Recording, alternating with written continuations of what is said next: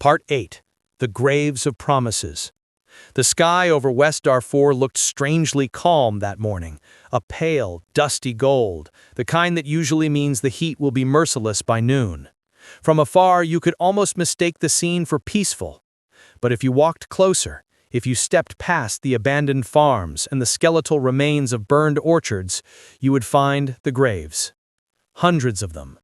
Some shallow, some marked with wooden sticks carved with shaking hands, others unmarked entirely, hastily dug in the middle of the chaos. This was Mastery, one of the villages that once thrived with bustling markets, children running through the narrow alleys, elders drinking tea beneath the acacia trees. Now the villagers who survived called it something else. The place of the broken promise. What promise? The promise that the world would never let another genocide happen again. But Sudan teaches us something cruel. The world forgets quickly. Sometimes within hours. A few weeks after the killings began here, the villagers waited. They believed, truly believed, that the world would arrive.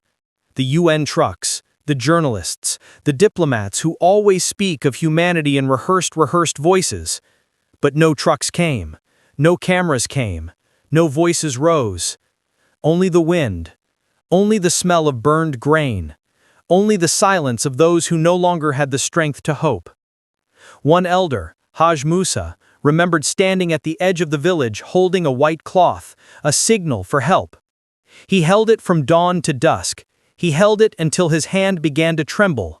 How long, he asked, does a man have to hold a flag before someone sees him? No one saw him.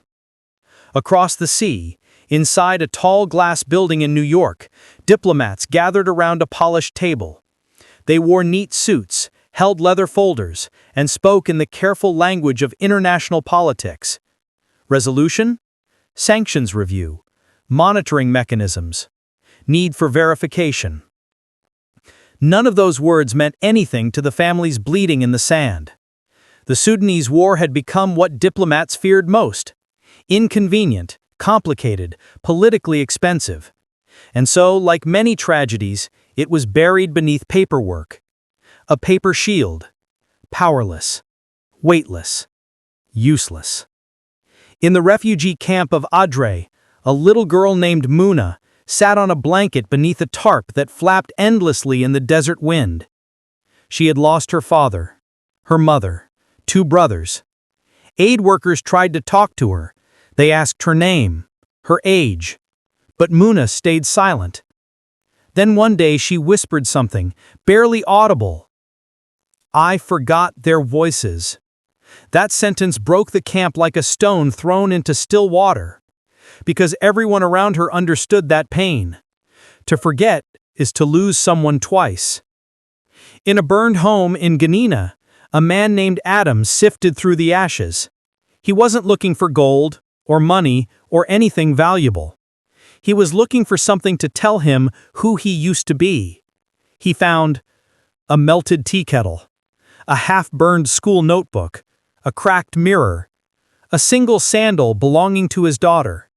He held the sandal to his chest and whispered her name into the wind. Somewhere in the distance, gunshots echoed like thunder in a dying storm. Sudan's tragedy is not a single event. It is a chain, each link heavier than the last.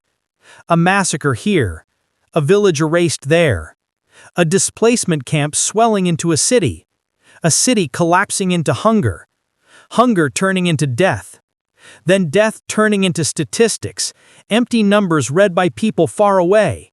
But behind each number is a face. A mother's scream. A child's last breath. A man kneeling beside what used to be his home. A teenager learning how to bury a sibling. This is not just a war. It is a world of endings. Night after night, families crossed the desert toward Chad. Some made it, many did not. They traveled without food, without maps, without hope. Only with the instinct that staying meant dying. Along the way, mothers drew circles in the sand where they buried infants who couldn't survive the heat. Fathers marked trees with scarves so they could find the bodies of their loved ones again. Children carried water jugs larger than their own torsos. This was Sudan's newest migration, not toward opportunity, but away from annihilation. But eventually, the silence began to break.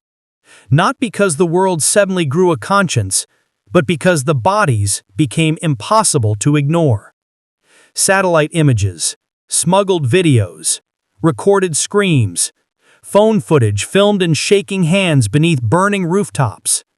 The truth climbed over the walls of indifference, and the world, reluctantly, slowly, shamefully, began to look back at Sudan. But by then, the graves were already full. The villages were already gone. The children were already missing. The promises were already broken. As Part 8 closes, we return to Haj Musa, the elder with the white cloth flag. He still stands at the edge of his village, years older, weaker, his eyes dimming. A journalist finally arrives and asks him, "Why did you keep holding the flag all these months?" He replies, "Because I wanted the world to know that we did not die quietly." He lowers the flag. He looks at the graves behind him. He lifts his trembling hand and points to the horizon. "And because someone must remember us." Silence follows. Heavy, unbearable, unforgettable. This is Part 8. The chapter of promises and the graves they fell into.